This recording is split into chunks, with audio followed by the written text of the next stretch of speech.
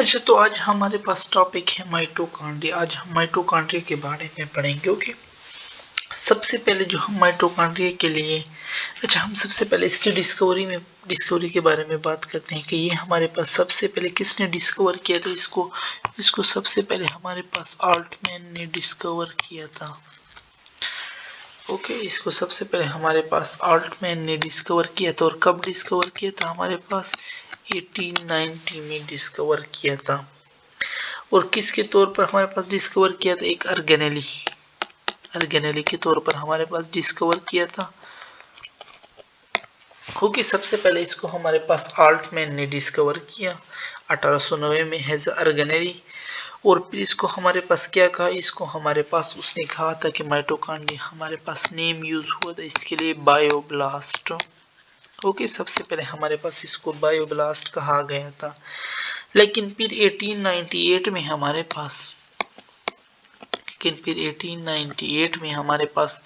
सी बेंडी आया था ना, उसने फिर हमारे पास इसको माइटोकॉन्ड्रिया टर्म में कन्वर्ट किया था बायोब्लास्ट को। फिर उसने क्या कहा था? माइटोकॉन्ड्रिया का टर्म उसके लिए यूज किया था हमारे पास। ओके, ये अब हो गई इसकी डिस्कवरी। माइटोकॉन्ड्रिया के लिए हमारे पास बहुत से नेम यूज होते हैं। ओके, मगर आज एक माइटोकॉन्ड्रिया के लिए which is related to mitochondria, इसको हम power house of the cell कहते हैं। Power house of the cell one name.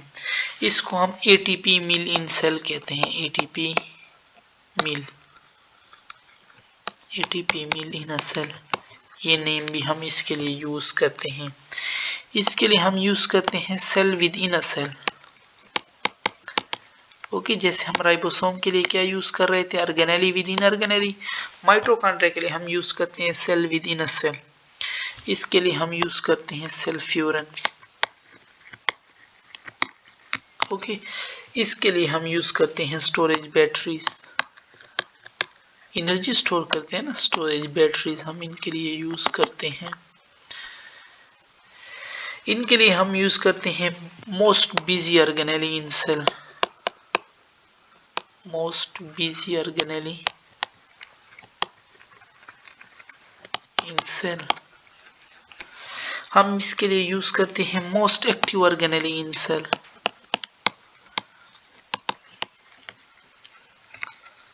Most active organelle in cell, ठीक है। हम इसके लिए ये टर्म यूज करते हैं।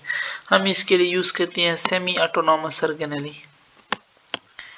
ये सारे टर्म जो थे हमने पीछे लिखे, और ये वाला सेमी ऑटोनॉमस ऑर्गेनेली एंड ये ऊपर वाले, ये हम किसके लिए यूज करते हैं? ये हम माइटोकॉन्ड्रिया के लिए यूज करते हैं, ठीक है। अच्छा, अब हम इसके बारे डायमीटर के बारे में आते हैं कि डायमीटर हमारे पास इसके कितना है? माइटोकॉन्ड्रिया का 0.2 से हमारे पास 1 माइक्रोमीटर। एंड लेंथ के बारे में आते हैं कि इसका लेंथ हमारे पास कितना है? 1 माइक्रोमीटर से 4.1 माइक्रोमीटर। 1 से हमारे पास 4.1 माइक्रोमीटर तक, ठीक। अच्छा, अब हम कहते हैं ना कि ये हमारे पास जो है ना कांस्टेंट नहीं होते। माइटोकॉन्ड्रिया के जो नंबर है ना, ये हमारे पास कांस्टेंट नहीं होते। ये from few to many thousand. किस पे डिपेंड करते हैं? हमारे पास depend upon the physiological activity. Depend upon the physiological activity. जिसकी हमारे पास एक्टिविटी ज़्यादा होगी, जो सेल ज़्यादा वर्क करेगा, वहाँ पे हमारे पास माइटोकॉन्ड्रिया ज़्यादा होंगी। और जो हमारे पास कम काम करेगा, वहाँ पे हमारे पास माइटोकॉन्ड्रिया कम होंगे। अच्छा, हम एक टर्म यूज़ करते हैं इनके लिए, कॉन्ड्रियोम। कॉन्ड्रियोम हम एक टर्म यूज़ करते हैं। कॉन्ड्रियोम किसको कहते हैं? जितने भी माइटोकॉन्ड्रिया, ऑल माइटोकॉन्ड्रिया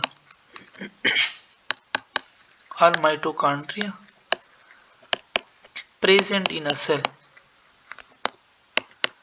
ओके, जितने भी माइटोकॉन्ड्रिया एक सेल में प्रेजेंट है, इसको हम क्या कहते हैं? कॉन्ड्रियोम। अच्छा, कभी कभार आ जाते हैं कि कौन सी सेल के पास हमारे पास माइटोकॉन्ड्रिया ज्यादा? एनिमल सेल के plant cell. So animal cell have more mitochondria than plant cell.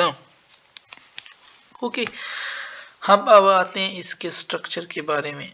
मैं इसको थोड़ा बैक कर लूं। हम आते हैं इसके स्ट्रक्चर के बारे में। ओके, अच्छा, एक तो ये हमारे पास डबल मेम्ब्रेनस ऑर्गेनेली है। ये हमारे पास डबल मेम्ब्रेनस ऑर्गेनेली है।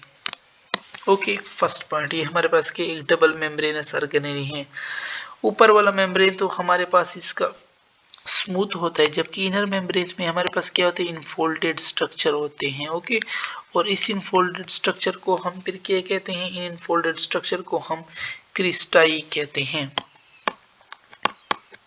और जो हमारे पास पार्टिकल होते हैं F1 पार्टिकल, या उसके लिए हम दूसरा नाम यूज करते हैं ऑक्सीसोम, हम उनके लिए एलिमेंट्री पार्टिकल भी यूज करते हैं, हम उनके लिए एटीपी सिंथेटेज भी यूज करते हैं F1 F0 पार्टिकल, या हम ऑक्सीसोम हो गया, या हम उसके लिए एलिमेंट्री पार्टिकल, या हम उसके लिए एटीपी सिंथेटेज। ओके, ये सारे टर्म वो कहाँ पे मौजूद होते हैं, वो हमारे पास ये इनर माइटोकॉन्ड्रियल मेम्ब्रेन पे हमारे पास मौजूद होते हैं। ओके, इनको हम क्रिस्टाई कहते हैं।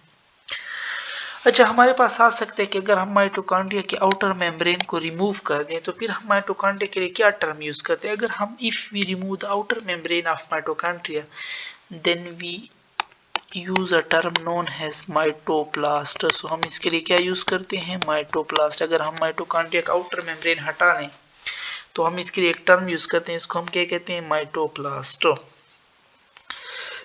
अच्छा, माइटोकॉन्ड्रिया हमारे अंदर कहाँ से आता है, माइटोकॉन्ड्रिया हमारे अंदर कहाँ से आता है, स्पर्म के जरिए हमारे पास आता है। हमारे पेरेंट में कहाँ से आता है, या हमारे पास एग के जरिए। So it only inherit through mother.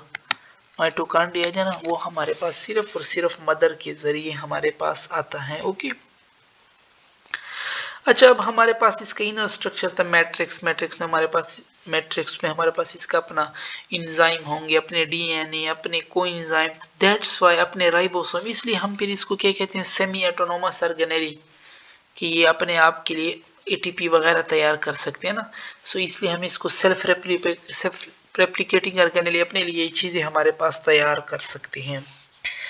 इसके हमारे पास आउटर मेम्ब्रेन पढ़ लिया, इनर मेम्ब्रेन पढ़ लिया। ओके, अच्छा, हमारे पास जो इसके अंदर हमारे पास जो डबल स्ट्रैंड, हमने कहा ना कि इसका अपना डीएनए भी होता है, इसके अंदर हमारे पास डबल स्ट्रैंडेड सर्कुलर डीएनए होता है, जो कि हमारे पास कितना होता है, 1% होता है। किसका 1% होता है, 1% of the total DNA of mitochondria. Okay, ये हमारे पास कितना होता है, हमारे पास 1% होता है टोटल डीएनए ऑफ माइटोकॉन्ड्रिया के। अच्छा, ये हमारे पास मदर के थ्रू इनहेरिट होता है, ये भी हमने पढ़ लिया। यहाँ पे यहीं पे हमारे अंदर ट्रांसक्रिप्शन भी हमारे पास हो रही होती है। ओके, अच्छा, हमारे पास ये जो है ना माइटोकॉन्ड्रिया, ये हमारे पास आल्सो हेल्प इन किस चीज में मदद करते हैं हमारे पास, vitellogenesis. It also help in vitellogenesis. क्या मतलब, yolk of egg formation, yolk of egg या yolk formation in egg. Okay, it also help in vitellogenesis. अच्छा, हम कहते हैं कि एक एंडोसिम्बियोटिक ऑर्गेनेल प्रोकैरियोटिक से हमारे पास आई है ना। सो हमारे पास ये कौन से खास, यानी क्या नाम है उसका, सो हम कहते हैं ना ये बाय एंडोसिम्बियोसिस, ये हमारे पास एंडोसिम्बियोसिस के जरिए आई है। लेकिन किससे आई है हमारे पास, बाय एंडोसिम्बियोसिस फ्रॉम एरोबिक बैक्टीरिया।